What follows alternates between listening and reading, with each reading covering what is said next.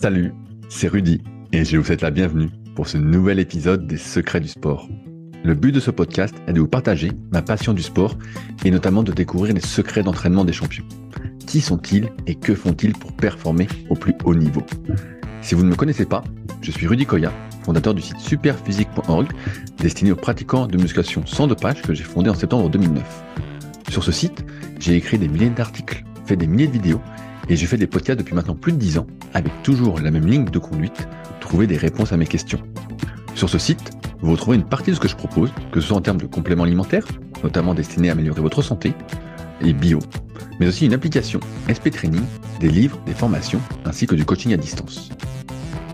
Aujourd'hui, j'ai le plaisir de vous partager ma conversation avec Duc Longdin, coach à Miami et surtout pratiquant de musculation depuis près de 30 ans. J'étais curieux de savoir l'évolution de son entraînement avec les années, mais aussi son retour d'expérience en tant que coach, notamment de senior. Alors, que nous réserve l'avenir?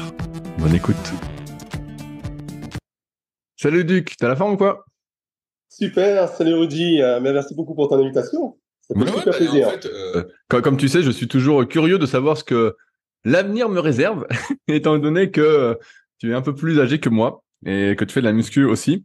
J'avais pas mal de questions sur le sujet après nos échanges mails. Mais avant de parler de ça, je voulais mettre un peu de contexte. Donc, Oui. toi, si j'ai bien compris, tu es coach à Miami Beach, c'est ça? Alors, on est arrivé à Miami, exactement Miami Beach en 2010. Bon, maintenant je vis sur Miami, parce que Miami Beach est une ville sur une presqu'île en face de Miami, une ville à part entière. Hein. Et j'ai une première carrière en France d'enseignant. Après, j'ai légèrement dérivé, je suis devenu formateur d'enseignants, tout en commençant en activité secondaire le coaching. Et ici, j'ai passé mon diplôme américain. Et donc là, ça fait 14 ans qu'on est sur Miami. Souvent, on entend des on-dit sur les diplômes américains. Toi, je crois que tu as passé un truc qui t'a demandé quand même pas mal de travail, pas un truc en 2 jours. Tu peux m'en dire un peu plus là-dessus? Alors, c'était une formation où ça m'a pris 6 mois. 6 mois, c'est un travail en ligne. C'est avec l'organisme qui s'appelle NCCPT, National Council of Certified Personal Trainer. C'est un diplôme qui, par contre, contrairement à la France, qui est purement théorique. Ok. Il n'y a pas d'épreuve physique. Ouais, ça, c'est la limite par rapport au diplôme français. Par contre, comme tous les diplômes américains, pas seulement la préparation physique, j'ai une mise à jour tous les 2 ans à faire. Donc là, tu vois, en 2024, en juin, j'ai une expiration des 2 années de mon diplôme. Je vais devoir passer une formation continue et passer des examens. Ok, et donc ça, c'est compliqué cette mise à niveau? Ça prend combien de temps normalement en termes de C'est volume du, horaire? alors tu peux choisir le contenu, la discipline. Ça demande 2 bons mois de travail en dehors du boulot le soir.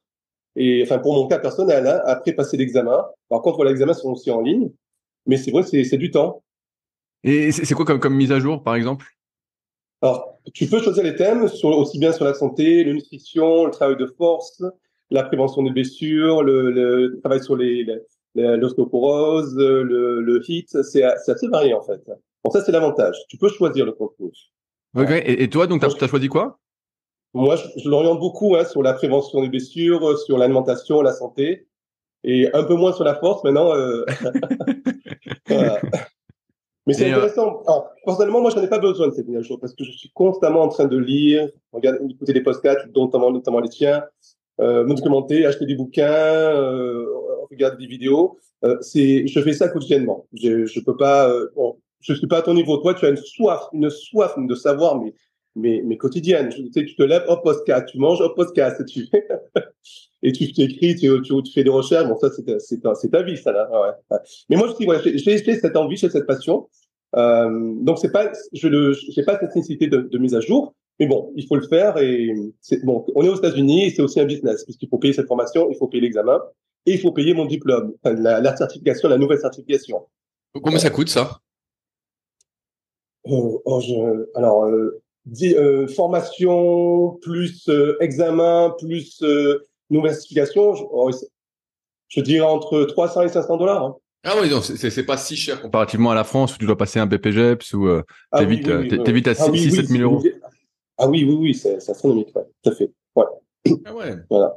Et donc toi, j'ai pu lire dans l'article, l'interview que tu avais fait avec Loïc, avec Street, qui travaille donc avec moi sur la boutique Super Physique, que tu avais surtout commencé la musculation au début par le poids du corps, puis ensuite tu t'es Oui, mis c'est ça. à la Oui, fonte.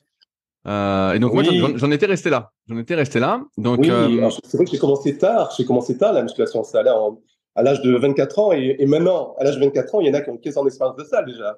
Toi, tu as commencé à 14 ans. Ouais. Et moi, j'étais débutant en salle à 24 ans. Donc, je faisais uniquement du poids de corps. J'avais une barre de traction à la maison, beaucoup de pompes. Bon, j'en faisais quand même de manière conséquente, hein. Je faisais, je crois, 1000 pompes par semaine. ah ouais, ah non, bah ouais, tu En bombardais quand en même. 3 fois, en 3 jours. Ouais, ouais, ouais. Beaucoup de travail de vélo et les tractions, c'était l'essentiel de ma musculation. Ouais. Et bon, quand je suis passé à la salle, j'ai découvert ce que c'était que la force, hein, par contre. Qu'est-ce qui a fait que tu es Complètement autre passé chose. à la salle? Parce que tu arrives à un plateau finalement, ne serait-ce qu'en termes de force. Parce que là, j'avais commencé, je faisais du jiu-jitsu et notamment lors du corps à corps, tu sentais la différence. En poids de corps, en musculation à la maison, j'avais pris à peu près 6-7 kilos. Ah ouais, c'est déjà pas Et mal. ouais, ouais. Bon, je faisais ça assez sérieusement. Et après, en passant à la salle, j'avais atteint les 79-80 kilos et avec, bon, j'ai pas une facilité à prendre de la masse musculaire, hein. En 10 ans, j'ai pris 10 kilos. Donc, je faisais à 90 kilos. Ah ouais, et tu mesures combien? 1,17 m.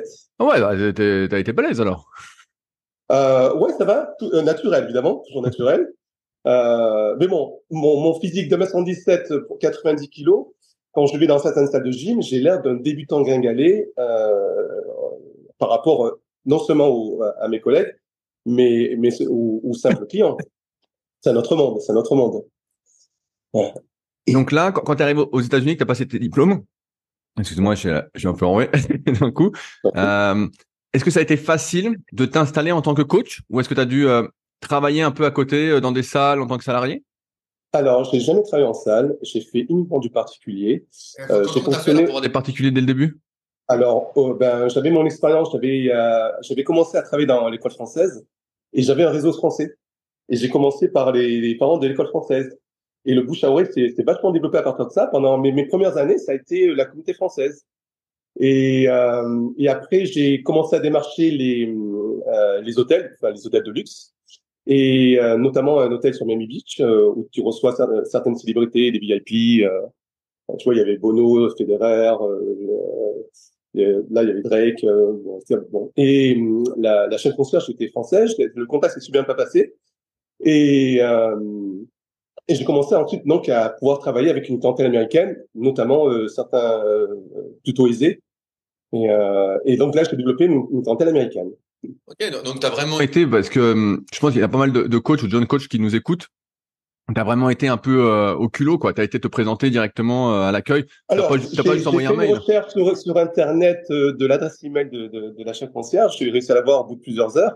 Et je me suis présenté, je me suis fait un CV avec mon passé d'enseignant, formateur d'enseignant, coach en même temps. Et je crois que ça lui a plu d'aborder de mettre l'accent sur la pédagogie. Pas simplement entraîneur salle muscu pour halter, quoi, tu vois. Prévention, santé, nutrition. Et après, donc, elle m'a accueilli, on a fait un entretien de 15 minutes et le contact s'est super passé. Tout a démarré à partir de là. Quand tu te lances comme coach, c'est quoi ton but dans le sens, quel type de clientèle tu veux coacher? Est-ce que tu as envie de coacher les gens qui veulent vraiment se transformer physiquement ou plus la santé? Comment ça s'organise pour toi? Alors, comme je suis coach naturel, j'ai déjà une partie de la clientèle que je n'ai pas à Miami. J'ai pas un physique bodybuildé, un physique pas forcément hypertrophié, mais avec un petit peu de noix de coco épaule, tu vois, de trapèze, etc. Je suis pas du tout crédible, j'ai pas cette console-là. Par contre, j'ai une clientèle un peu plus âgée de quadragénaire quinquagénaire qui va rechercher plus un travail en termes de prévention. Où là, j'entraîne beaucoup de clients en tennis sur un travail fonctionnel. J'ai des clients qui ont de l'ostéoporose, donc en travail de santé, beaucoup sur la posture. Ce sont des clients qui vont chercher plus un mieux-être, pouvoir utiliser un travail fonctionnel dans leur activité quotidienne ou sportive, ou au niveau de la santé. Donc ça va pas être des clients qui vont chercher l'hypertrophie musculaire. J'en ai quelques-uns, mais ça reste la minorité. Et ça, dès le début où tu es arrivé, c'est le type de clientèle qui est venu Oui, oui, naturellement c'est vers ça, toi? oui. plutôt les cadres sociaux, les catégories sociales élevées et plutôt aisées. Ouais. Ok, c'est original parce que en France, 1m77, 90 kilos, on se dirait que t'es balèze, quoi. Tu vois, en France, Oui, tu ah serais balèze, bah, quoi. oui, tout à fait. Parce que quand je reviens en France, ça peut être notable. Mais par contre, à Miami, c'est un physique mais complètement anodin, complètement commun. Ouais, ça me fait penser, j'avais été en Nouvelle-Zélande il y a déjà 6 ans. Et c'est vrai que quand j'avais été là-bas, donc j'étais un peu à mon top musculairement, tout ça.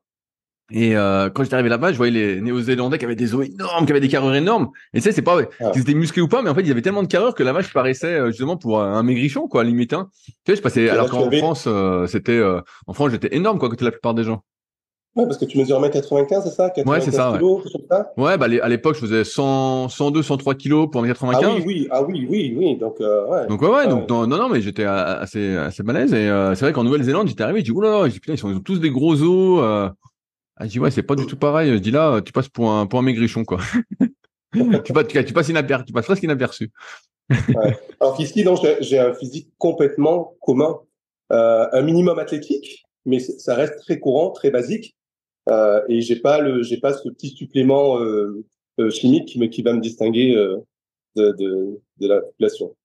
Pourtant, dans l'interview avec Loïc, tu disais que c'était assez courant aux États-Unis à partir de la quarantaine que beaucoup de personnes allaient voir, je sais pas comment tu vas m'expliquer, mais allaient voir des médecins qui leur prescrivaient de la testostérone ou diverses hormones pour Ouais, ce qu'ils faire appellent une. la TRT, Ok, ils font de la TRT la, directement. Ok. ouais, la testosterone replacement therapy. Alors, mais c'est pas forcément aussi lié à l'activité physique. Ça peut être simplement un manque d'énergie, un manque de vitalité. Et ça peut être prescrit pour des personnes qui pratiquent pas forcément la musculation. Et Ok. Ok. simplement pour le bien-être, pour l'énergie, pour leur quotidien. Évidemment, il y a une partie qui l'utilise pour leur performance physique. Et c'est vrai que ça peut être pris en partie ou totalité par les assurances médicales, mais c'est une pratique qui se fait ici. Ouais, ouais, ouais. Ah ouais, donc ça peut être pris en Et charge et tout, c'est énorme. ouais, ouais, tout à fait, ouais, ouais. Et bon, par contre, voilà, on connaît pas les effets sur long terme. Là, j'avais écouté il y a quelques mois dans le podcast de biomécanique Ouais, de avec, Jérôme. ouais, ouais, avec il avait invité un spécialiste du vieillissement, Eric Simard, qui rappelait que l'apport en testostérone, l'apport exogène, donc en testostérone, ça peut être un effet assez intéressant, termes vitalité, bien-être, performance. Mais à côté de ça, on n'a pas du tout le recul sur les effets à long terme. C'est un effet intéressant à court terme en termes d'énergie, mais pas lié du tout à la longévité. Euh, et, et avec un risque associé de cancer, par contre. Voilà. Parce on donne à notre corps euh, on offre à notre corps des hormones de croissance et notre corps n'est pas en état de continuer la croissance. Donc, Ah ouais, il y a, c'est aussi original qu'aux États-Unis, ce soit aussi développé, tu vois, pour monsieur, madame, tout le monde, dès que tu as un petit manque d'énergie, alors que nous, tu vas chez le médecin, tu sais bien, il te donne un peu de vitamine C, maintenant c'est de la vitamine D, on dit prenez de la vitamine D, oui, mais c'est ça. Ouais, jamais on va te ouais, dire, ouais. tenez, bah, testostérone, c'est- Et j'avais un client d'ailleurs. Au départ, c'était pour la dépression, puisque la testostérone joue sur la vitalité, sur l'énergie. C'était pour ça. Ouais. Et est-ce que ça veut dire Mais il y donc a plus, voilà. j'allais dire, est-ce que ça veut dire Mais qu'il y a c'est plus, il y a plus de gens qui sont en forme aux États-Unis? alors, ils Du sont en moins à tout Miami, cas. là où t'es? Alors, il y a deux choses. Il y a la testostérone est plus testée, en tout cas. Je pense qu'en France. Moi, je la teste parce que j'ai atteint un âge avec mes 51 ans où j'essaie de voir si ça va, c'est stable. Bon, c'est stable pour l'instant. Et grâce aux contractions musculaires. Hein. Et, euh, et par contre, oui, moi, alors, en termes de vitalité, énergie, ça peut pas forcément se voir sauf si tu vois une personne en pratique. Mais en termes de physique, je vois des personnes des sexagénaires et des, euh, des personnes de bien de même de 70 ans, beaucoup plus massives que moi. Malgré mes 90 ans, ouais, ouais, ouais. Ce qu'on appelle bulky, c'est-à-dire avec une masse musculaire relativement importante, et aussi cut, c'est-à-dire avec dessiné les courbes musculaires. Et assez impressionnant, ouais, ouais, ouais. Alors si je te dis que t'es Ouais. bulky, c'est un compliment alors. Oui, tout à fait. Ouais. La pire chose, la pire insulte que tu peux dire, c'est que tu as perdu du poids. Tu sais, ici. Comment pour dire à une femme, mais tu as pris du poids, tu as grossi, mais ici, ça veut dire, tu as perdu du poids. Alors là, c'est la déchéance. Ouais. Mais c'est vrai, on voit beaucoup de sexagénaires, j'en rencontre régulièrement, avec un physique sculpté. Ouais. Sculpté et massif. Et moi, Alors, j'attendrai pas. Hein. maintenant, sur ta pratique personnelle, donc là, tu as 51 ans, on a Ouais. 15 ans d'écart, et donc on en parlait un petit peu par email, d'où ce podcast aussi, cet échange. Euh, Aujourd'hui, tu me disais t'entraîner plus dans une optique de maintien. Oui. Qu'est-ce qui t'a poussé déjà à te mettre dans cette optique de maintien et pas à chercher à continuer à progresser? Alors, ce qui touche ou va toucher tout le monde pratiquant musculation, c'est la blessure. Puisque la question, c'est pas si on va se blesser, mais c'est quand on va se blesser. Et donc voilà, c'est à partir de ça. Tu t'es Tu blessé vois alors? que oui, bah les tendines à répétition, le, douleur. Bon, j'ai eu une hernie discale quand j'étais jeune, j'avais fait du jiu-jitsu avec placement de vertèbres, donc le monté au surveillé. J'ai une fémoro-patellaire, donc ma rotule n'est pas stable. Donc ça a beaucoup travaillé sur le cartilage, donc je sais aussi travailler dessus. Donc et là, j'en sens des performances basses aussi. Ah, t'as senti une Euh, perte de force alors? Sur les ouais, exercices? ouais. Alors peut-être sur 10 ans, sur 10 ans. Est-ce que tu peux donner des chiffres à peu près pour me dire ce qui m'attend? Euh, alors, je fais beaucoup de poids libres, d'haltères et pas de barres pour éviter les contraintes articulaires, avoir un mouvement qui respecte l'amplitude articulaire. Et je faisais des séries de 90 pounds. 90 pounds, En je crois gros, que ça c'est quelque fait chose comme 40 41 kilos. kilos. Ouais. Ouais, une quarantaine de kilos. Je faisais des séries de 10 avec deux haltères à 90 pounds. Et maintenant, je sens mes épaules en faisant ça. Donc, je suis passé à des séries de 70 pounds qui sont de 31 kilos. Ah ouais, donc Genre, t'as enlevé 10 kilos par mois pour pas avoir de douleur alors. oui, mais par contre, j'ai doublé le nombre de répétitions. Ouais. Et donc en doublant ton nombre de répétitions, t'as pas de douleur, c'est vraiment le poids qui te fait mal. C'est ça, ouais. Donc, j'ai augmenté le temps sous tension, passé de 8-10 répétitions à 20 répétitions, avec une charge moindre, oui. On enlève de 90, ça fait un peu plus de 20%, ouais. Et je me sens beaucoup mieux, et je vais réussi à maintenir, Ton physique. mon physique, ouais. Il y a une chose, par rapport, ta question est vraiment intéressante. Il y a une chose, c'est ce qu'a rappelé dans le podcast biomécanique, Eric Simard, c'est que, en fait, le vieillissement, c'est pas d'usure, c'est le manque de réparation, de maintenance, qui est plus aussi fort, aussi récurrent qu'on a quand on est jeune. Quand on est jeune, même on use beaucoup plus, hein, on est beaucoup plus actif, on va sauter, on va faire des mouvements explosifs, etc. Mais en fait, on a des capacités de réparation, de régénération, qui sont moindres et moins fréquentes. Donc en fait, je joue sur les deux tableaux. Là, d'abord donc limiter l'usure, donc ça a commencé par diminuer la charge. Par contre, voilà, pour avoir une tension suivante, une tension, donc j'ai augmenté le nombre de répétitions et j'ai aussi diminué l'amplitude. Ah, donc Euh, tu descends moins qu'avant parce que pareil, ça te tirait trop l'amplitude. Tout à fait, voilà, je fais pas une amplitude complète. Par exemple, un système développé couché, je ne vais pas descendre complètement sur l'épaule, qui va me tirer parce que j'ai eu une tendine dans mon biceps, qui m'a beaucoup gêné très très longtemps. Je fais plus de dips parce que là, je suis en hyper extension ici là, ou de curl incliné. De toute façon, à partir de la quarantaine, cinquantaine, le long biceps, il devient fragile. Hein, il te rappelle que tu l'as usé toutes ces années.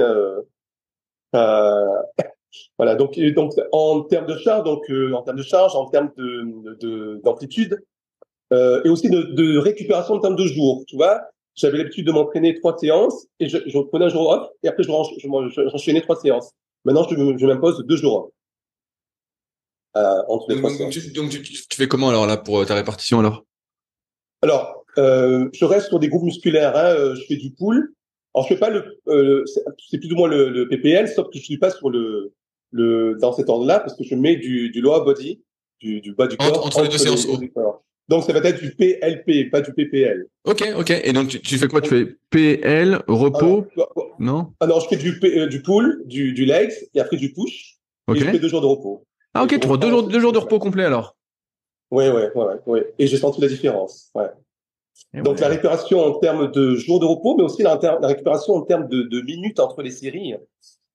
Pour éviter de stresser le corps, je suis plus sur la 1 minute 30, 2 minutes, mais je suis plutôt sur 3 minutes, 3 minutes 30. Ah, donc tes entraînements se sont allongés aussi alors? Ouais, c'est ça. Et là, je sens la différence.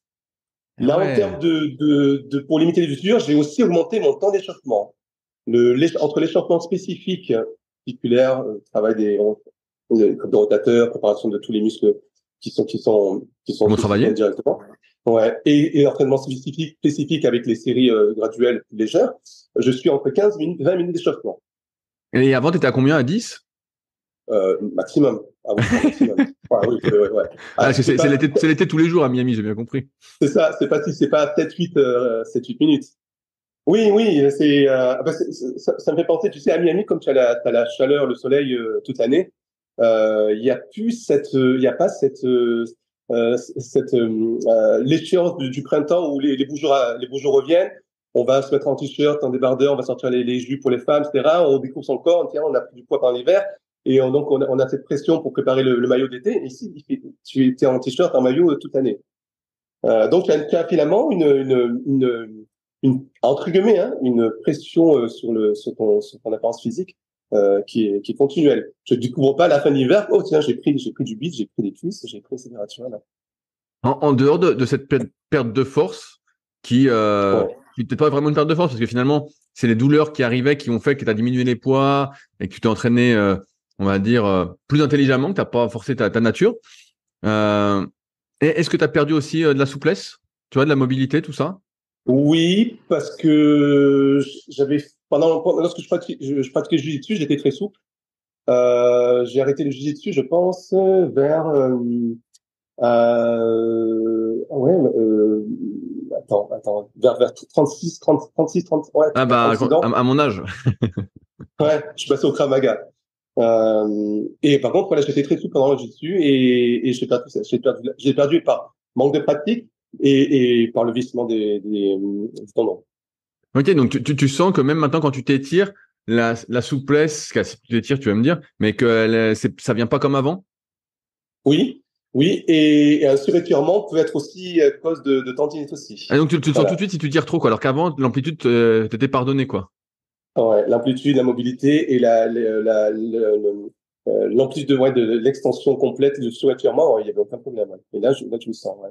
Je pense que je l'ai payé aussi. Et est-ce que tu fais d'autres choses en termes de récupération que tu faisais pas avant? Alors là, donc, il y a la phase usure et la phase récupération. Donc, dans l'aménagement de l'usure, donc c'est la baisse des charges.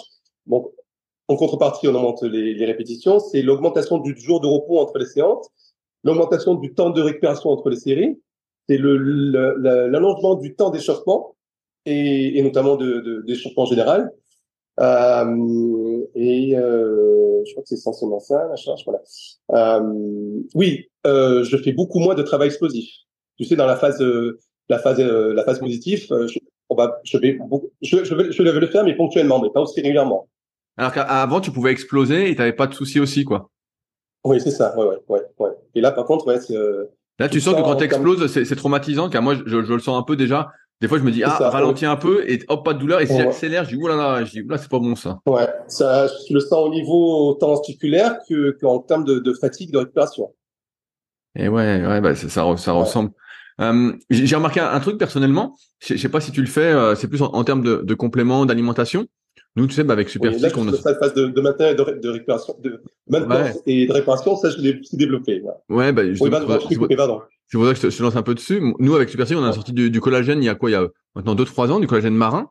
Et donc, bah, forcément, on fait que des choses que nous, on prend tout ça. Et donc, j'ai fait pas mal de tests et j'ai remarqué que en prenant 20 grammes par jour, donc ce qui est une dose assez conséquente, donc 10 grammes, en gros, juste après ma séance, avec d'autres choses, avec des glucides, la prod, des BCA, tout ça, bref.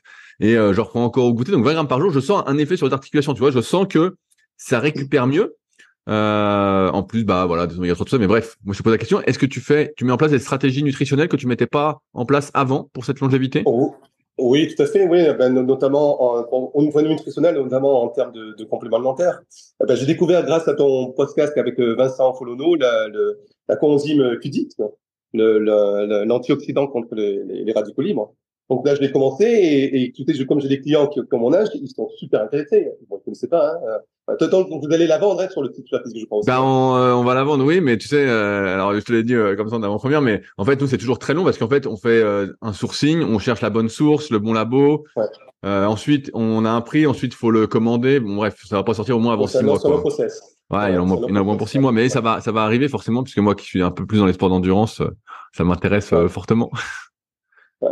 Mais il évoque, donc Vincent Foulonneau l'a abordé le spécialiste en vieillissement Eric Simard, là, dans le poste biomécanique, l'évoque aussi. Mais ouais, donc Donc, ouais, ouais. Il y a la vitamine K aussi, pour éviter là, c'est en plus en termes de santé générale, ouais, bah pour dis-moi. éviter la calcification des artères, soit le dépôt de calcium et de phosphate dans les artères. Donc tu Parce que prends quoi? bon, Tu prends de la K2? la K2, c'est ça, oui, qui est plus Ok. efficace, oui. Bon, mon père a eu 3 AVC, donc je reste plutôt sensible à ça. Donc voilà, pour éviter tout ce qui est AVC, rupture d'anévrisme, tout ce qui est problème cardiaque, ouais. Mais le collagène, donc je reprends aussi, hein. Ouais. Et en termes articulaires, l'indispensable aussi, les oméga 3. Ok, ouais, bah, et est-ce que tu as monté Ouais. les doses d'oméga 3? Moi, j'ai pas mal monté aussi les doses. Alors, bon, j'ai 15 ans de moins, mais j'ai Alors, pas mal tu monté as les doses. combien de par kilo de poids? Je sais pas, je prends. Normalement, il Alors, faudrait. je te donne un exemple. Moi, je prends déjà 200 grammes de macro par jour, plus presque 10 grammes d'huile de poisson. D'accord, Donc, ah oui, oui, ok, ouais, ouais. Parce qu'il faudrait être autour de 40 mg par kilo de poids au niveau oméga 3. ouais, bah, je pense que j'y suis Ouais, largement, ouais. ouais. Moi, j'essaie de manger régulièrement des sardines, mais bon, tu n'en manges pas tous les jours, et puis il faut en manger une quantité assez conséquente. Je suis pas à 40 mg par an, je suis un peu plus de la moitié, mais plus les années passent, plus je vais augmenter mon dosage. Et ouais, putain, bah ouais, comment, Ouais. et en termes d'alimentation, est-ce que tu ressens aussi, alors je sais pas comment s'organise ta diète, mais quand tu fais un écart alimentaire, tu sais, si tu bouffes une pizza ou un burger ou quoi, est-ce que tu sens Eh ben, tout de suite l'inflammation? Moi, je le sens, alors des fois, ça fait sourire les jeunes et tout quand je le dis, mais notamment sur mon Superphysique podcast. Mais moi, je sens que quand je bouffe un truc comme ça, bah, ça m'inflamme, en fait. Je sens que il y a un truc qui est pas bon, quoi, le lendemain. Alors, le premier signal que j'avais eu, c'est bon, ça remontait à quand j'ai senti un tournant vers les 35 ans. Eh ben, ouais, bah. Là, alors, c'est pas en termes encore articulaire, c'est en termes de stockage. Le métabolisme commençait à ralentir parce que je mangeais sans limite. Tu vois, à l'origine, je faisais 65 kilos à l'âge de 18 ans, 20 ans, donc même pour la même taille adulte, et je suis passé à 90 kilos. Mais ça, donc, c'est avec un travail en suralimentation. Hein. Et d'ailleurs, je fais une petite parenthèse avec la supplémentation. Et j'ai senti que donc le métabolisme ralentissait et que je ne pouvais plus consommer autant de calories sans forcément le stocker. Mais effectivement, j'ai diminué le sucre et le sucre, en fait, ouais, effectivement, a un impact au niveau de l'oxydation du corps, donc l'oxydation des cellules et l'inflammation des tendons. Et ce qui est intéressant, c'est que tu vois l'hypertrophie, le terme hypertrophie, donc trophie, c'est-à-dire s'alimenter, se nourrir, donc hyper, donc se suralimenter. Et en fait, en prenant l'âge, on n'est plus dans l'hypertrophie, donc se suralimenter, mais dans le myotrophie, mieux manger. Et mieux manger, ça passe par donc tout ce qu'on a abordé, hein, tout ce qui est des compléments alimentaires, mais aussi diminuer fortement le sucre. Plus on consomme de sucre, plus on oxyde le corps, en fait. Et toi, Et est-ce qu'à 50 ans, tu le sens plus qu'à 35 ans, justement, quand tu fais un écart alimentaire? Ouais, oui, ouais, complètement, ouais, complètement, ouais. Tu sais, moi, je suis quelqu'un de gourmand. J'aimais les pâtisseries, j'aimais tout ce qui est le sucre, le chocolat, etc. Et là, je suis obligé de contrôler. Ouais, tout à fait. Tu paies aussi, hein, tout ce que tu as, ton mode de vie cumulé. Comme tu dis, tu l'abordes avec les jeunes, mais tant que tu n'es pas blessé, tant que tu n'as pas de soucis, pour toi, ça reste la théorie. Mais en fait, quand on en vient, c'est concret, quoi. Mais Bien c'est sûr. vrai que faut comprendre que les gens que tu s'entraînais, pour eux, c'est loin, c'est abstrait, c'est loin. C'est de la prévention et pourtant la prévention, c'est la clé. Et c'est Pendant vrai que pendant ces 2 jours de repos que tu prends après tes 3 jours d'entraînement, est-ce que tu fais quand même un peu d'activité physique ou pas du tout? euh, alors je continue ma marche quotidienne, à peu près 11 000 pas par jour. En fait, je me fais pas 11 000 pas une seule fois, c'est cumulé sur la journée. Travail de mobilité et travail d'éducation du dos, travail du muscle profond et repos complet. Ok, Avant, ok. je faisais du Krav Maga. Avant, je pratiquais quand même, mais bon, là, j'ai plus le temps. Ok, ok. Ouais, je me pose la question parce que moi, je remarque aussi un truc, c'est que plus je vieillis, entre guillemets, même si je suis encore assez jeune, hein, mais que je veux être actif sur ma récupération. Tu sais, avant, tu pouvais être passif, tu laissais les choses se faire et puis hop, ça allait. Et là, maintenant, le pire, c'est le repos complet, quoi. Vraiment, le pire, de rien faire. Alors là, tu sens que tu as du mal à redémarrer. Et puis les courbatures restent, et puis les douleurs restent. Faut vraiment être proactif, Ouais. quoi. Oui, il faut toujours, c'est une des clés, ce que disait Eric Simard là, dans le podcast, c'est que une des clés de longévité, c'est l'activité, c'est pas forcément, et voilà, il disait, voilà, c'est pas forcément les centenaires ont pas passé de marathoniens, de personnes qui ont fait du triathlon ou du travail de force, parce que ceux-là finissent par oxyder le corps et peuvent pas vivre longtemps. Les centenaires, en fait, et du coup, c'est ça, je trouve ça intéressant, c'est que je pensais que c'était une partie génétique, mais selon ses recherches, il dit que la génétique liée à la longévité, elle est seulement limitée entre 15 et 25%. Ok. Ouais, et le Donc c'est reste, vraiment tes de habitudes qui font la 74%, différence, c'est quoi. l'activité, c'est rester actif. Ouais. Mais pas forcément en travail extrême. Ah oui, je vois. Il y a une autre partie que je voulais aborder avec toi, c'est comment tu le vis psychologiquement. Alors, Comment tu vis le fait de savoir. Alors moi je vois comment je le vis, mais comment tu vis le fait de perdre en fait. Tu vois, même si physiquement tu arrives à tenir, t'as sans doute encore un bon physique, mais pas celui que tu avais à ton top. T'as pas tout à fait la même force, t'es obligé de réduire tes amplitudes. Tu vois, ouais, je parlais avec ma grand-mère la dernière fois qui me disait, en fait, quand tu vieillis, ben en fait, tu abandonnes certaines choses, quoi. Tu vois qu'il y a des choses que tu peux plus faire ou quoi. Comment toi tu le vis? Parce que t'as l'air plutôt souriant, positif. alors, pour l'instant, je croise les doigts, ça va bien. Au top de ma forme, je faisais 91 kilos il y a 4 ans. Quand Loïc m'avait interrogé, je me souviens, et j'ai perdu 1 kilo en 4 ans. Ça va. Euh, ouais, ça va. À 51 ans, je suis quand même content d'avoir pu adapter mon type d'entraînement et pouvoir conserver ma masse musculaire, même si la force est un peu diminuée. Et l'important pour moi, c'est de rester mobile, de pouvoir courir, de pouvoir jouer au foot avec mon fils, euh, toujours rester actif. Maintenant, c'est vrai que c'est un travail de deuil. Pas forcément physique, parce que pour l'instant ça va, je croise les doigts. Mais j'espère repousser les chances et ne pas avoir à prendre un complément de testostérone si jamais mon niveau baisse. Je vais poser une question un peu détournée. Tu sais, quand tu es jeune, quand tu es en pleine phase de progression, à chaque séance, tu fais mieux qu'à la précédente pratiquement. Tu vois, c'est presque ce qui se passe. Tu fais 10 à 80 couchés, la semaine d'après, tu fais 10 à 82. Ça fait que monter, monter, monter. Oui, Non. la surcharge progressive, ouais. Donc ça te Pour moi, la motive. surcharge progressive, je l'adopte aussi avec le travail de mes clients, mais d'abord en termes de répétition. On va chercher à monter les Est-ce que répétitions, sur pas forcément le toi, faire. tu arrives encore à monter les répétitions? Alors, comme les séries reviennent déjà sont relativement longues, là justement, oui, effectivement, tu l'avais déjà abordé. Hein, quand des séries courtes, tu peux augmenter une ou deux répétitions, mais des séries qui sont déjà longues, c'est difficile proportionnellement d'augmenter encore des répétitions.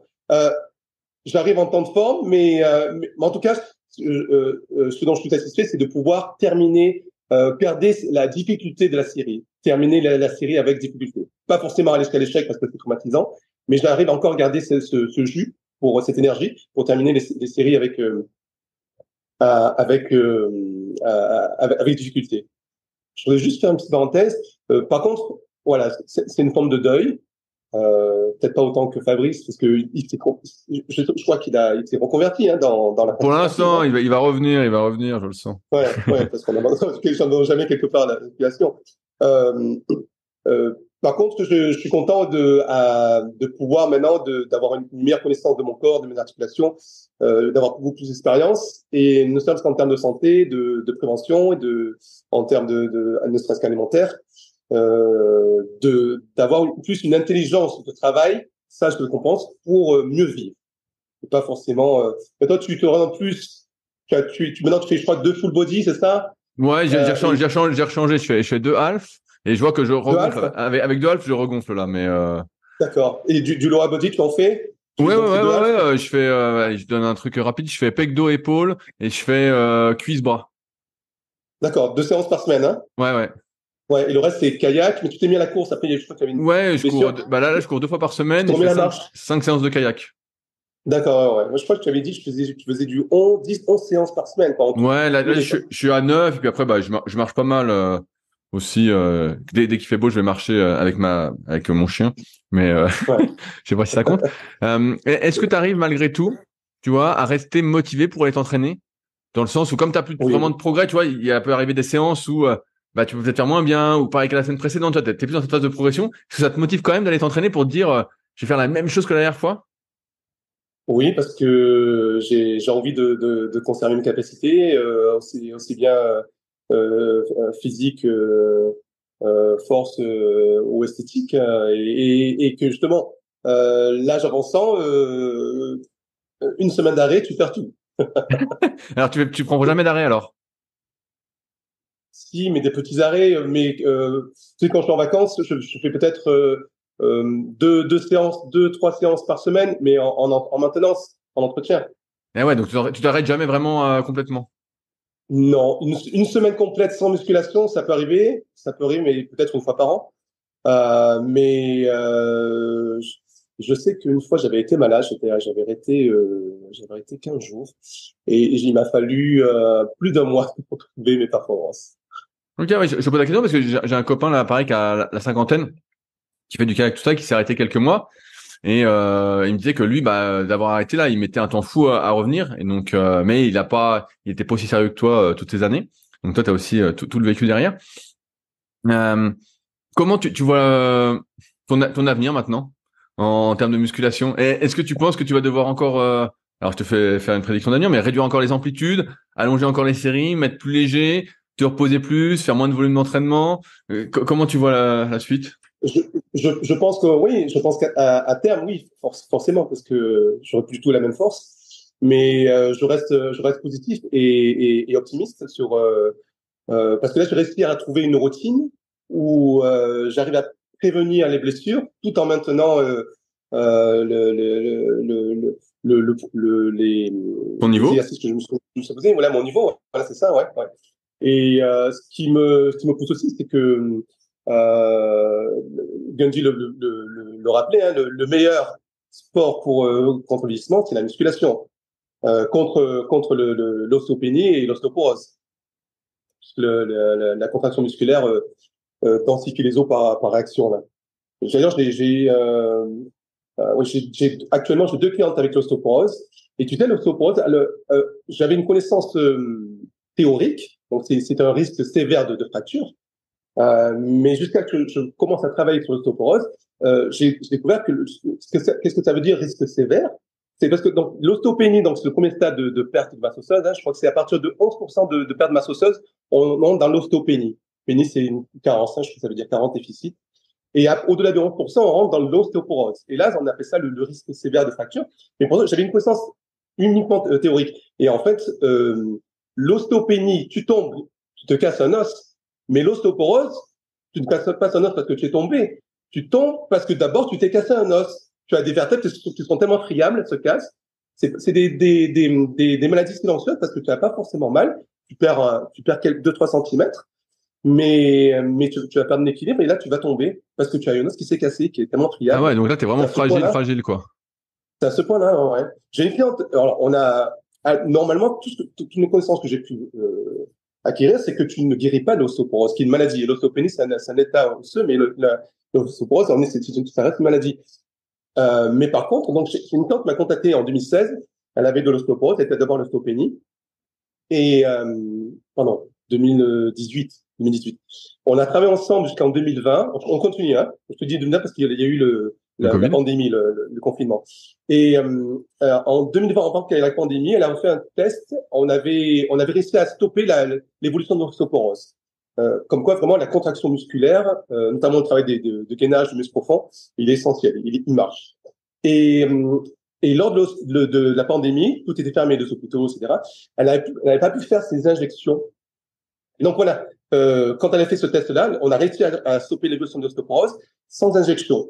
Donc comme quoi, sans apport en médicaments, tu peux stopper l'évolution intramusculaire. Après la pandémie, elle a pu reprendre ses injections qui sont tous les 6 mois. Et 2 ans après, de 2020 à 2022, elle est passée de l'état de l'ostéoporose à l'ostéopénie. Ah, t'as réussi quand même à revenir un peu alors. Ouais, oui, j'ai trouvé ça mais formidable parce que c'est sur les 50 vertébrales. Donc tu vois, se briser une vertèbre, c'est bien dramatique. Mais je ne pensais pas que c'était possible d'après mes lectures, la littérature scientifique, mais les tests, donc l'ostéodensitométrie, la mesure de densité osseuse, avait révélé qu'elle était passée, elle était revenue à l'ostéopénie. Donc c'est vraiment formidable. Est-ce que toi, avant de parler un peu plus de tes clients, tu fais un peu d'activité cardio à côté, en plus de la marche, ou pas du tout? Alors, avec quel client je fais quelques fractionnés, Ah, voilà. tu cours avec eux? Au début pour maintenir la cadence, mais je peux pas le faire avec tous les clients parce que je finirai la journée, mais vraiment, comme on dit, exhausted, épuisé. Comme j'ai une fémoro-patellaire, je dois faire attention à mes genoux. Je cours essentiellement sur de la pelouse, jamais sur du bitume. Et l'essentiellement, ça reste du low impact, donc peu d'impact, ça reste la marche rapide. Ok, ok. Et donc Je voilà, préconise d'ailleurs à tous mes clients. je voulais parler de ça aussi avec toi. C'est comme tu as pas mal de clients qui sont âgés, Ouais. c'est quoi que tu remarques le plus, ce dont il manque le plus? C'est quoi ton premier travail avec eux en général? Ils ne boivent pas assez et ils n'ont pas assez de protéines. Ah, donc c'est C'est vraiment vraiment l'alimentation. Alors c'est l'alimentation qui pêche Ouais, parce vraiment au que début. sans ça, je leur dis, hein, sans ça, on aura beau faire tous les exercices possibles, si vous n'avez pas la lubrification des articulations, l'eau, l'hydratation et l'apport en protéines pour reconstruire vos flux musculaires, vous allez faire de l'autophagie, du catabolisme. Ok, parce que C'est vraiment, j'ai vu un truc tiens, pour compléter avant que tu développes.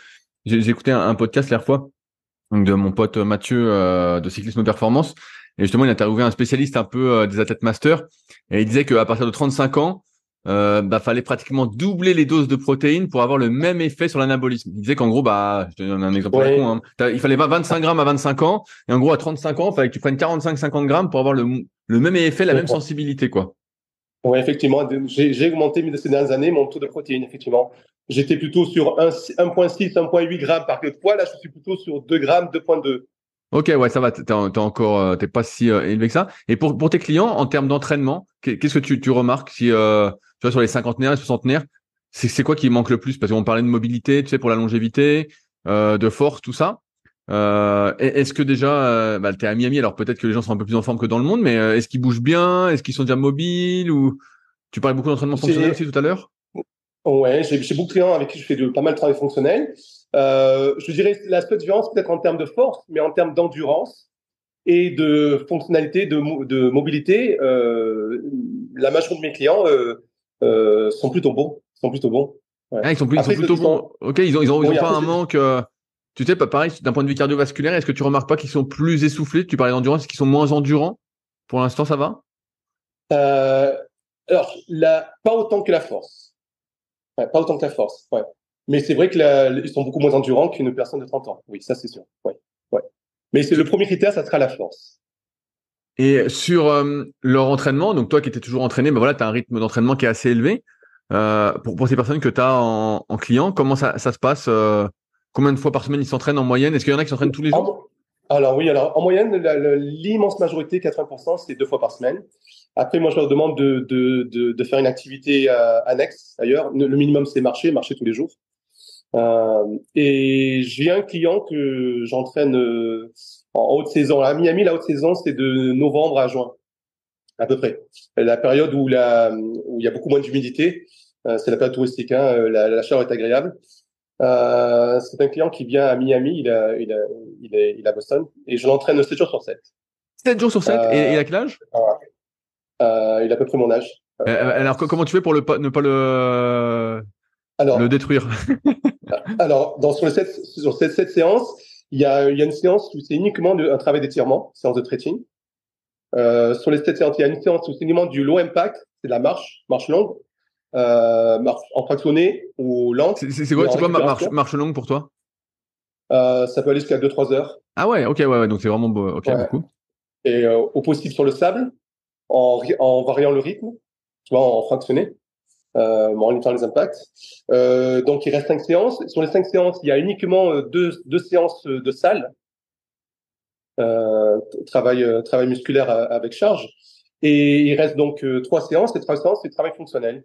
Travail de balance, travail d'équilibre, travail de stabilisateur, travail de gainage, d'explosivité, déplacement, résistance avec l'élastique. Et on fait ça à l'extérieur.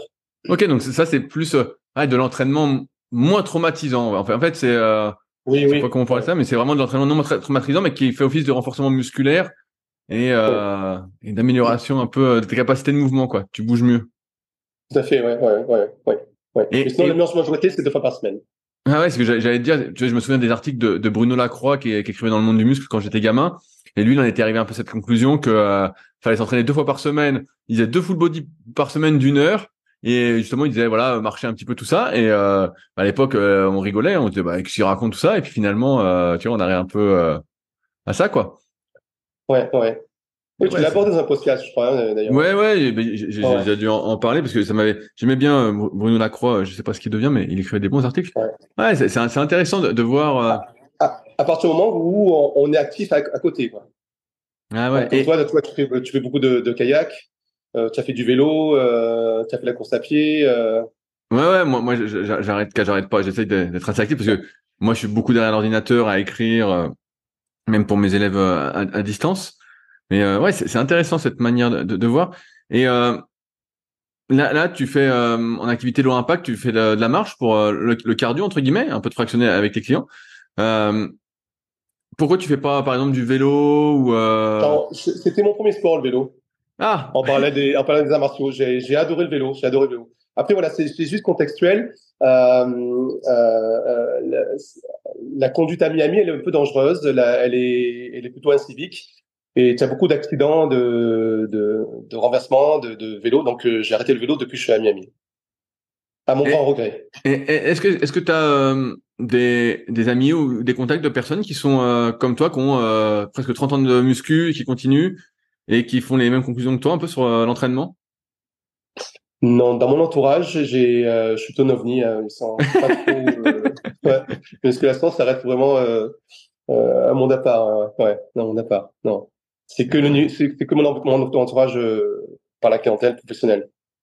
Ok, ouais, ça c'est Ouais. c'est original ça. Et comment tu vois ton avenir? Parce que pareil, c'est un truc donc ton avenir plutôt financier tout ça. Mais moi, quand j'ai commencé en tant que coach, je me disais, tu vois, c'était une de mes peurs, c'est de me dire, bah voilà, au bout d'un moment, bah les gens ils vont plus vouloir que je les coach parce que j'aurais plus mon meilleur physique entre guillemets. Et donc voilà, toi t'as 50 ans et donc t'as plus d'expérience que moi et donc ta clientèle a vieilli en même temps que toi. Et C'est ça. est-ce que tu Ouais, penses ouais. qu'à 60 ans tu auras encore des clients, peut-être, c'est une connerie, mais des gens de 60 ans, 70 ans, 75 ans? Alors, mes clients ont vie aussi en même temps que moi. Alors, au niveau de la tranche d'âge, j'ai des clients entre 40 et 70 ans. Ok. J'ai un client qui a 67 ans, qui a sa salle de gym chez lui, que j'entraîne en Zoom. On fait du travail de construction musculaire. Euh, euh, mais je reste optimiste pour pouvoir travailler à 60 ans être encore en forme. Parce que je fais tout au niveau de la prévention pour limiter les blessures, pour garder ma forme. Mais je sais que la clientèle vieillissante est plus sensible à la prévention, à l'alimentation, à la nutrition, à la santé. Et je travaille énormément dessus. Et ouais, je vois, je vois. Ah ouais, non, non, mais c'est intéressant. Et est-ce que tu penses que c'est parce que tu es à Miami que ça va continuer, entre guillemets, de fonctionner? Dans le Alors oui, sens où parce qu'il y a, si, il y a, si il y tu étais a- en Europe, tu vois. ouais. Alors, engager un coach sportif personnel, c'est une pratique très répandue ici. C'est quasiment aller comme, j'ai alloué comme aller chez le coiffeur. Ça fait partie de sa pratique, de sa routine. Il faut savoir aussi que Miami est une ville relativement aisée, avec aussi une population très très aisée. La concurrence au niveau des coachs sportifs, elle est énorme, hein, Miami. Il y a énormément de coachs sportifs, même français, Miami. Mais par contre, tu as aussi énormément de demandes. énormément de demandes. Et je ne trouve pas du tout de concurrence. Moi, durant la haute saison, de novembre à juin, je ne cherche pas de clients. Au pic de ma saison, j'avais à l'époque, enfin, l'époque, il y a 2 ans, j'avais refusé une vingtaine de demandes pendant la saison. Je pouvais pas. La demande, elle est constante. Je t'avais évoqué le climat. Tu vois, les gens sont à l'extérieur, sont en tenue vestimentaire plutôt allégée, pull du corps, mais ma clientèle est en plus en termes de santé, de prévention et vieillir bien longtemps. Et ouais, ouais. Et est-ce que quel est le tarif moyen d'une séance? Parce que pareil, si c'est une clientèle Alors, aisée, c'est très varié. dans, C'est dans très varié. Loïc dans m'avait posé l'article la même. avec Loïc, tu parlais de $50 de l'heure. Voilà. Alors, j'avais fait une recherche sur les tarifs qui étaient pratiqués nationalement. Une moyenne, c'était $50. Mais tu peux avoir des tarifs beaucoup moins élevés, qui peuvent aller à $30, $40, ou après, sans limite. Parce qu'à Miami, c'est une ville avec une population qui est très aisée. Ça peut aller jusqu'à 200, 300, $500 la séance. Ah ouais. Ah ouais, ouais. Ouais. C'est pour ça, en fait, je pose cette question parce que comme je le disais, la comparative, je me dis, bah, t'es à Miami, t'es au bon endroit pour faire du coaching, entre guillemets. Tu vois, il y a plein de demandes. Nous, tu vois bien, quand tu viens en France, avoir un coach, c'est pas naturel. T'en as beaucoup qui pensent qu'ils peuvent apprendre la muscu tout seul, alors que quand tu fais n'importe quelle autre Ouais. activité, t'as toujours un coach, quoi. T'es un entraîneur de foot, un entraîneur de tennis, tout ça. Et, euh, et c'est vrai que, avec le pouvoir d'achat français qu'a la plupart des gens, ce qui est normal, bah, 50 euros, même moi, 50 euros la séance, je me dis, oulala, je vais pas en faire 3 par semaine, quoi, hein. Ouais. Je me dis, ça va Oui, vite. c'est ça. C'est cumulé, c'est ça, effectivement. Effectivement. Ouais. Alors qu'à Miami, en fait, c'est normal, quoi. Tu sais, il y a les immeubles de résidence. C'est une ville relativement jeune, hein, à Miami. Ils sont construits avec les salles de gym. Pas forcément des immeubles qui soient de haut standing, hein, un immeuble moyen. Comme en France, on peut avoir un immeuble avec une cave, maintenant c'est avec un parking. Bon, ici, il y a bien sûr les parkings, mais la salle de gym est incluse. Tu vas avoir la salle de gym dans ton immeuble. Ce qui peut faire une différence, c'est que, assez paradoxal, j'avais évoqué avec Loïc, c'est que euh, les États-Unis souffrent d'obésité, ils sont en suralimentation, ce qui peut causer ce qui cause une espérance de vie plus réduite. Mais paradoxalement, dans certaines villes américaines, dont Miami, tu as ta salle de gym, tu prends l'ascenseur et tu as la salle de gym dans ton immeuble. Donc ça permet. Et indépendamment de ça, tu as le climat à l'extérieur, donc tu peux courir, tu peux t'entraîner, tu peux jouer dehors, faire un sport toute l'année parce qu'avec le beau temps. Donc il y a ça favorise ce contexte, ça favorise une routine, une possibilité de pouvoir être actif.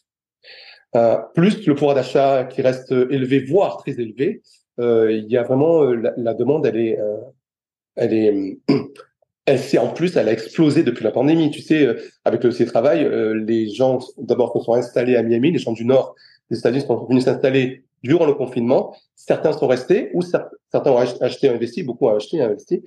Et certains, dont mon client de Boston. Mon client de Boston, tu sais, je le voyais 1 à 2 semaines par an. Il était venu en mars 2020. Je suis là pour 14 jours. Tu sais combien de temps il est resté? Il est resté 14 mois. Et ces 14 mois, on s'est vu 7 jours sur 7. Sauf quelques jours pendant le confinement, pendant 5 jours. Bon, Miami, c'est une ville particulière. Tu sais, pendant le confinement a duré 3 mois, de mars Ah à juin. ouais. Et puis, à partir de juin, progressivement, les publics ont commencé à s'ouvrir avec forcément des restrictions, nombre limité en salle de gym, etc., pour du masque.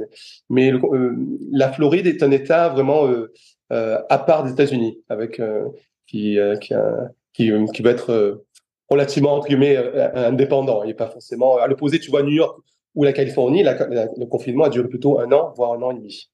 Ok. Ouais. J'arrive Donc au voilà. bout Donc en fait, depuis 2020, Dis-moi, oui, dis-moi. pardon. Dis-moi, Duc. Ouais, depuis 2020, j'ai une clientèle du nord des États-Unis Ah qui ouais, vient donc beaucoup plus régulièrement. t'as eu une explosion de demandes, en fait. En fait, il y a trop de demandes. Ouais, c'est ça, ouais. En fait, depuis le confinement, durant la saison, je ne cherche plus de clients. Donc, si vous êtes Depuis la français et que vous nous écoutez, que vous êtes coach, allez à Miami. Après, il m'a fallu du temps pour entre guillemets, faire mon trou et créer mon réseau. Parce que ma clientèle, je l'ai construite à 99,9% par le bouche à oreille. Euh, je vois bien. Souvent, Et je pense que c'est une bonne idée. de le rappeler parce que tu as beaucoup de personnes aujourd'hui qui pensent qu'avec les réseaux, voilà, faut être sur Instagram, faut faire des sites, faut faire des articles, tout ça. Et moi, de mon expérience, c'est que arriver maintenant sur les réseaux, c'est vraiment beaucoup, beaucoup de travail. Et ils oublient en fait le bouche à oreille, ils oublient la vraie vie, ils oublient le cœur du métier en fait, qui est de coacher sur le terrain. Et où en fait, bah, t'as pas Ouais. besoin de faire un super site, t'as pas besoin d'écrire d'articles. C'est juste de faire du bon travail en fait, tout simplement quoi.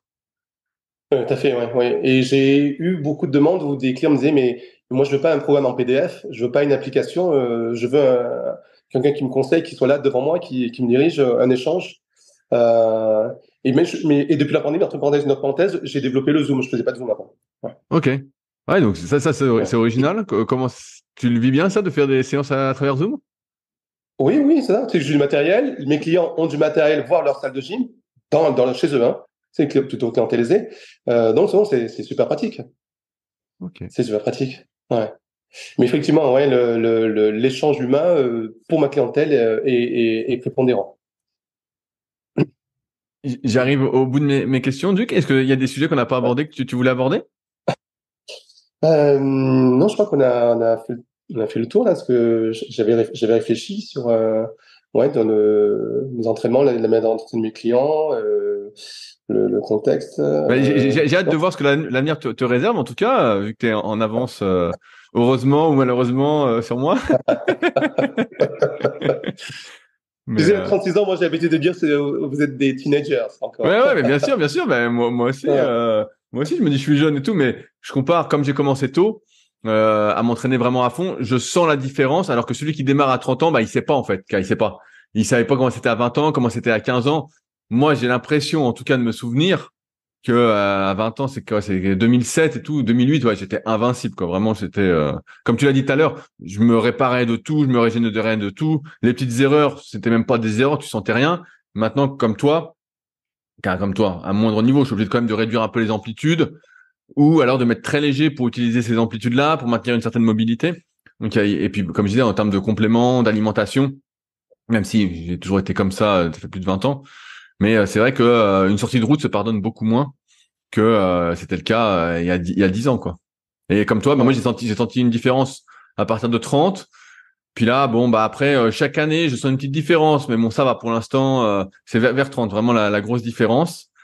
Pour l'instant, là, sinon, ça va. Mais même si je sens que, tu vois, comme je disais, bah ouais, faut vraiment pas réduire les protéines parce que tu sens que, ça fait pas, et pareil sur l'entraînement, bah moi, déjà, je progressais plus trop en muscu, en forçant comme un fou.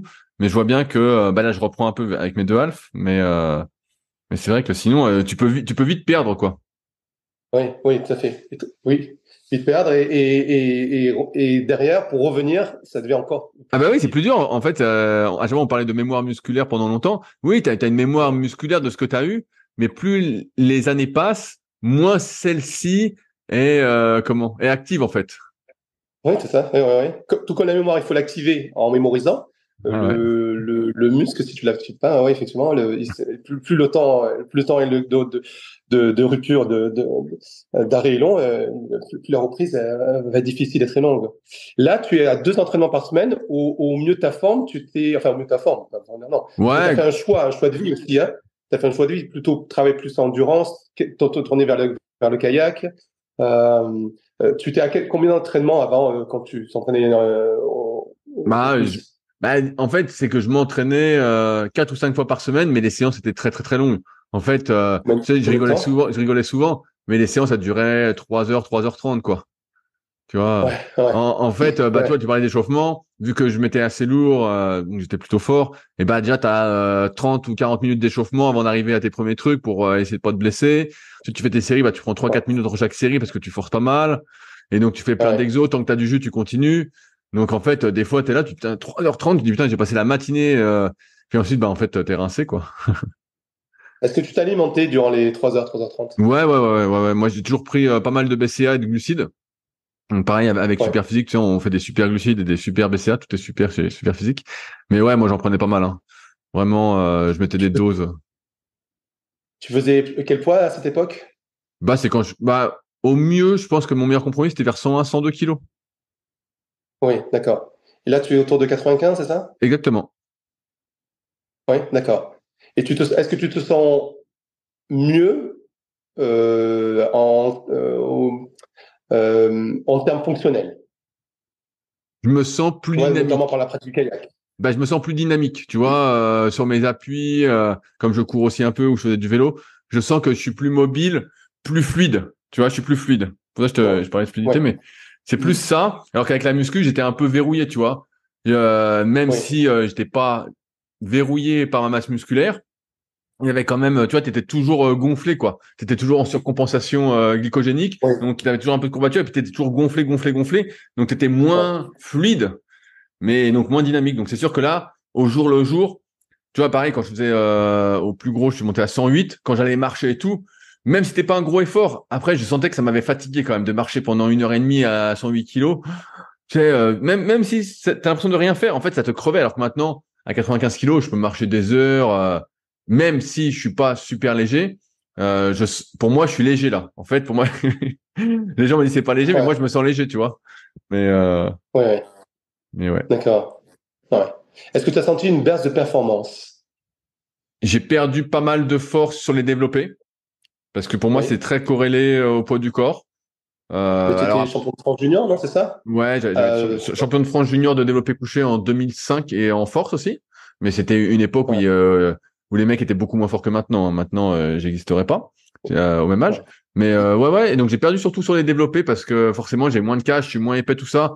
Puis pareil, c'est jamais un truc qui m'a trop motivé de faire les pectoraux, tout ça.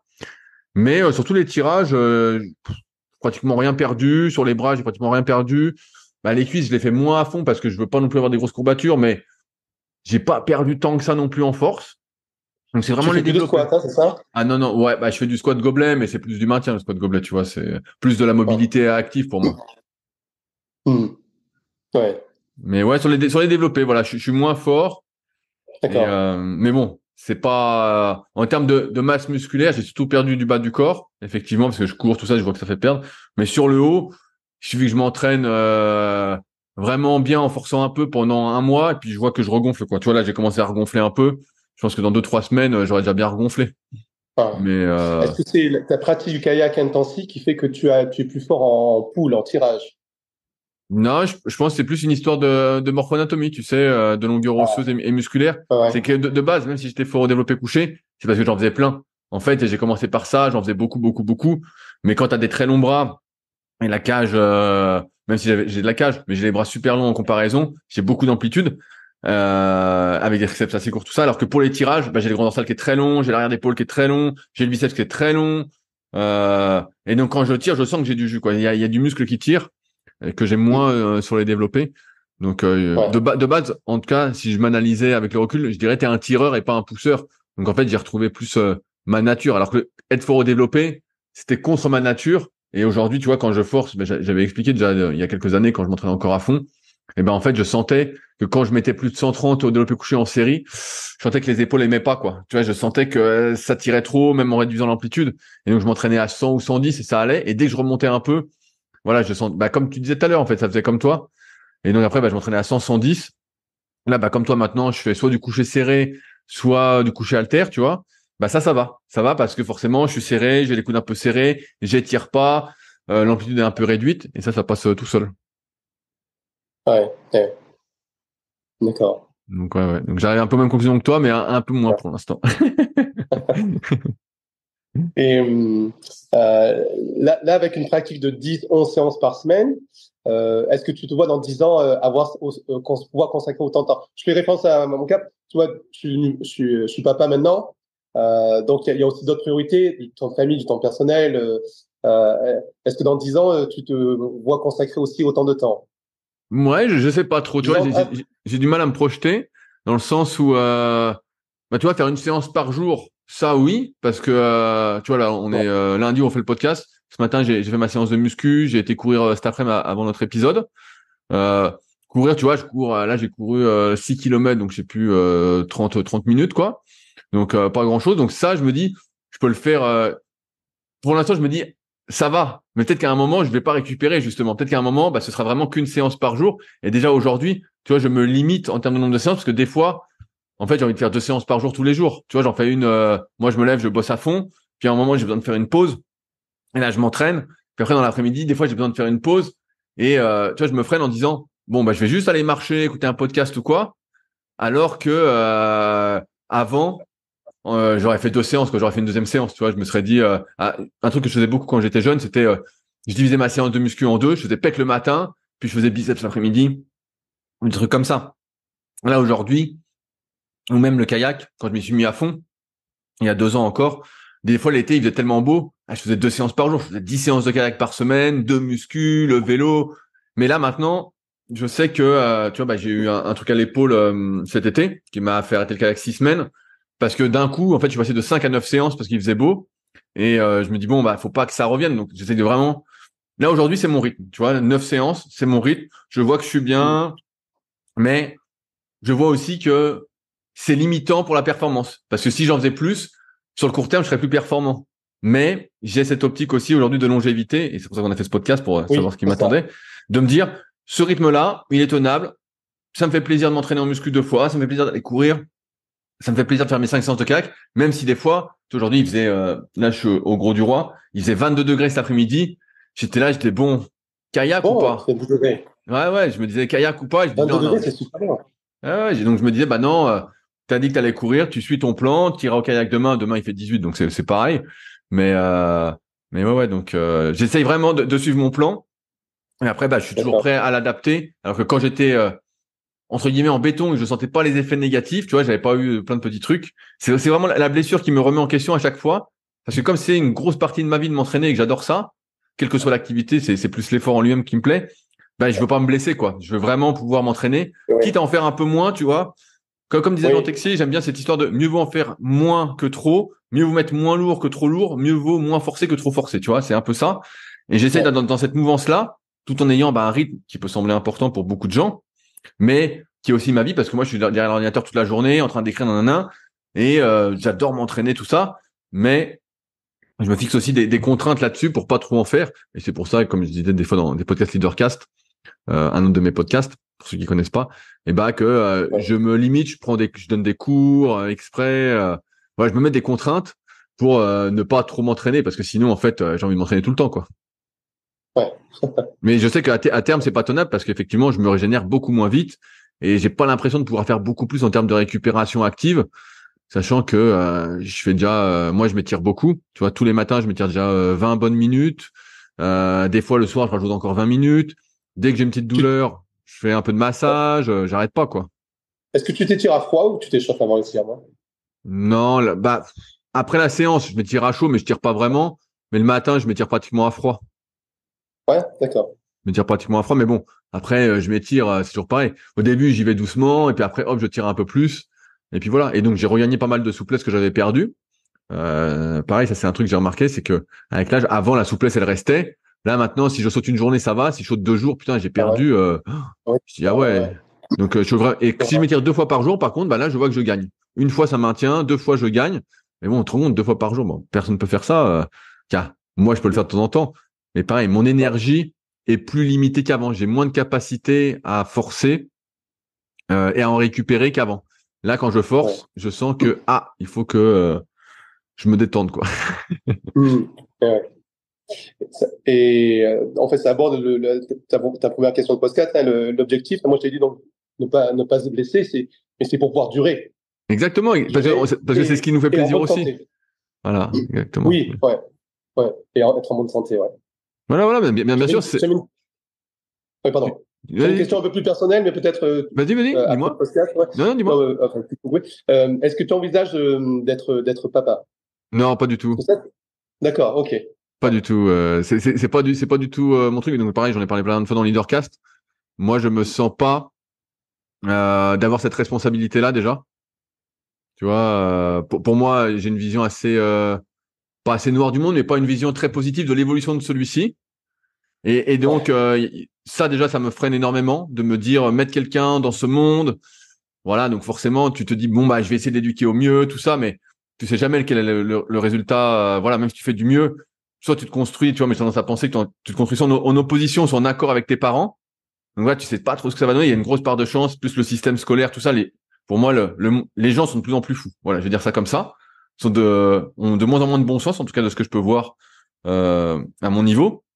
Et ensuite, il y a toute cette responsabilité de l'individu, moi, je vois que c'est un truc qui me stresserait beaucoup. Tu vois, moi, j'ai déjà un petit chien. Bah là, je vais aller le promener après. Bah, c'est déjà pas mal en fait. Tu vois, c'est déjà responsable. Je suis là, je le sors, on occupe tout ça. Mais et en plus, toute ma vie a été construite entre guillemets au fil d'année dans mon nouveau bouquin là qui va sortir The Life. J'en ai parlé rapidement, mais j'ai pas encore vraiment fait la pub sur cette notion de liberté. Tu vois, cette optique de pouvoir faire ce que je veux quand je veux, de choisir mes contraintes. Et donc En fait, voilà, c'est la question sous-jacente, c'est que pourquoi je t'ai posé ces questions, c'est que moi, si je n'étais pas papa, je m'entraînerais plus. Voilà. voilà. Ouais. Moi, en fait, je suis Voilà. content. Aujourd'hui, en tout cas, aujourd'hui, je suis content de pouvoir choisir mes contraintes et de me dire, bah voilà, je peux, tu vois, quand on fait le podcast, c'est moi qui, on discute, je dis, bah voilà, on met cette heure-là. C'est une heure qui est impossible pour la plupart des gens. Ou pareil, j'en ai fait un autre tout à l'heure Oui. à 14 heures. Je vais m'entraîner, bah voilà, quand j'ai fini de faire un truc. J'ai vraiment, je me suis construit une liberté à laquelle je suis pas prêt à renoncer aujourd'hui parce que je pense que j'ai encore des choses, tu vois, à vivre. Alors peut-être qu'à un moment ça viendra, tu vois, je me dirais bah si, nanana, mais Je comprends, tout à fait. faudrait vraiment que Je comprends. le monde autour de moi s'améliore drastiquement et de ce que je vois, on n'a aucun bon sens, on court à notre perte quoi, on court à notre perte Ouais. et Euh, ça me ferait peur de mettre quelqu'un dans ce monde quoi.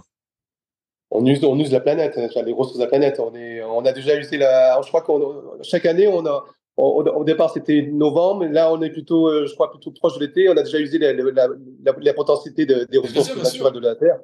Bien Ouais, sûr. ouais. Et il semble pas y avoir de possibles retours en arrière ou donc pour l'instant ça me donne pas trop confiance. Donc je suis pas donc tu vois pour toutes les raisons que j'ai citées, bah je suis pas pour. Et donc pour l'instant je vais vivre ma petite vie comme ça et transmettre à mes élèves que ce soit en cours, à distance, à ceux qui me suivent sur les réseaux, bref, tout ce que je peux faire. Ouais, ça me rappelle, tu avais été invité dans un podcast où tu avais abordé ton parcours et c'est vrai que euh, s'entraîner pour soi-même, c'est bien, mais s'entraîner pour transmettre aussi, c'est super. Bien Et, sûr, moi je suis plus dans la transmission et aujourd'hui, ouais. voilà, voilà. Et si on n'a pas cette passion, on peut pas être coach, on peut pas être. Ah, bien sûr, mais moi j'ai beaucoup de personnes, tu sais, en cours. Donc pour les BPGEPS, là CQP, bah au moment où on fait le podcast, j'ai pas encore donné mes premiers cours de CQP, mais c'est d'ici 10 jours. En fait, je vois beaucoup de personnes qui viennent parce que elles sont intéressées par la musculation, mais il leur manque la passion de la muscu et surtout elles ont pas Oui, cette envie de transmettre, tu vois. Tu vois, ouais, devenir coach, pour moi ça s'improvise pas. Tu l'es ou tu l'es pas. Moi j'ai toujours eu ce truc de rassembler, d'emmener, d'entrain. J'ai toujours eu ce truc-là, même quand j'étais gamin, quand je faisais de l'athlé, de l'athlétisme, n'importe quel sport, j'entraînais les autres. Tu vois, je disais, venez, on fait ci, on fait ça. ouais, ouais. Ça a Le toujours été partage comme lui donne ça. du sens. Ouais, ça a toujours Le été comme ça. partage lui Donc, donne du sens. donc Ouais. quand j'ai voulu devenir coach, moi, voilà, je voulais entraîner les gens. Tu vois, voilà, c'était mon truc, quoi. Bien sûr, j'adore m'entraîner aussi, mais à un moment, s'entraîner pour soi, comme tu le dis, bah, c'est futile. Voilà, t'as compris, t'as fait le tour. On aime ça, mais il faut cette transmission et je pense qu'on y passe tous un moment, voilà, quand on a fait un peu le tour de sa pratique, on est content de s'entraîner. Mais Ouais, tout à fait. aujourd'hui, je vais pas hésiter, tu vois, à rogner sur mon temps d'entraînement pour m'occuper de quelqu'un ou quoi. Tout à l'heure, j'étais à la salle. Il y avait un gars qui était un peu perdu, qui vient de s'inscrire à la salle. Ben, je m'en suis un peu occupé, voilà, j'ai pris plus de récup, mais c'était pas grave. Tu vois, c'est Oui, et on y trouve un sens, du plaisir. bien Le sûr, bien sûr, partage, c'est le gars, voilà, il faisait pas n'importe ça. quoi, je le corrigeais un petit Oui. peu, il était perdu, bah voilà, c'est bien. Et puis il avait besoin en plus de se mettre un peu au sport, donc voilà. Il te connaissait? Non. Non? Ah, d'accord. Non, mais c'est mieux comme ça. Moi, j'aime bien comme ça. Le mec, il sait pas, Ouais, il est pas intimidé ou quoi. Donc comme ça, je peux le conseiller. Je lui dis ouais, tiens, bah essaye ça, nanana. Voilà. ouais. Donc c'était cool. D'accord. Ouais. Oui, parce que moi, tu sais, j'ai commencé ma première carrière, c'était enseignant. Et tu es pas enseignant si tu n'as pas envie de transmettre, de partager, d'être utile.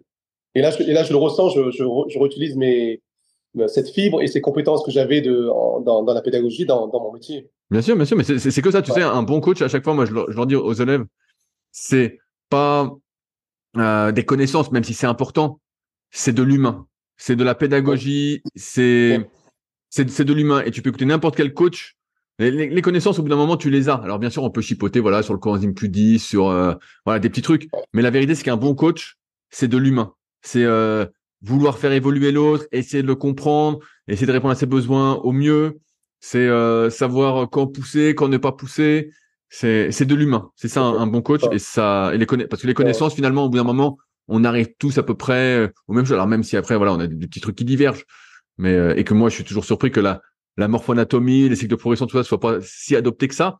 Mais il n'empêche que un bon coach, c'est un bon humain. C'est pas plus compliqué que ça. Oui, tout à fait. Ouais. Allez. Sur ce, Duc, je vais te laisser parce qu'il commence à faire nuit et je vais aller promener ma bête. Ouais. Tu vois, je commence à être dans le noir. Merci beaucoup pour, je vois, ça s'assombrit. Merci beaucoup pour ton temps, Audi, pour cette interview. Ouais, et puis je te tiens au courant. Ça marche. Ouais, d'accord. Ok. Bon. Salut. Audi. Si vous êtes encore là, c'est sans doute que l'épisode vous a plu. Dans ce cas, je vous invite grandement à m'aider à faire grandir ce podcast en mettant une note de 5 étoiles et un commentaire d'encouragement sur l'application de podcast où vous l'écoutez et plus particulièrement sur l'application podcast d'Apple. N'hésitez pas également à le partager sur les réseaux sociaux, je vous repartagerai avec plaisir. Cela m'aidera d'autant plus à accueillir les meilleurs athlètes et spécialistes français de l'entraînement grâce à la crédibilité que vous me donnerez. En attendant, je vous souhaite un bon entraînement et à la semaine prochaine.